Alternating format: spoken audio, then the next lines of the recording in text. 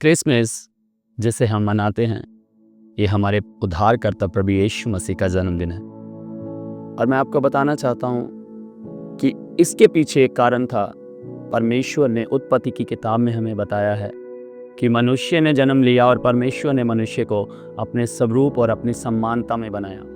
लेकिन उसके बाद शैतान को यह चीज़ एक घटने लगी कि मनुष्य परमेश्वर की समानता में कैसे बन गया है, क्योंकि मनुष्य को हर एक चीज़ के ऊपर अधिकार दिया गया था। इस कारण शैतान ने अपनी शैतानी की और अपनी चाल के द्वारा वह आदम और हवा के पास उस अदन के बाग में आया और उसने एक चालाकी खेली और हवा से उस फ्रूट को खाने के लिए बोला जिसे परमेश्वर ने खाने से मना किया था, क्योंकि उस फ्रूट को खाने से मनुष्य में पाप आ जाता, क्योंकि परमेश्वर ने हमें आज्ञा दी थी कि उस फ्रूट को नहीं खाना। हवा ने खाया और उसने आदम को भी वो फल खाने के लिए दिया, जिसके कारण सबसे पहले आदम और हवा ने परमेश्वर की अनाज्ञाकारिता की, जिसके कारण यह पाप हमारे ब्लड में आया।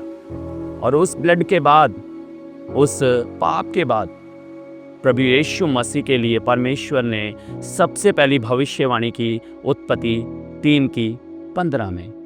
और परमेश्वर ने कहा कि मैं मनुष्य इस स्त्री के और शैतान के वंश में एक बैर उत्पन्न करूंगा।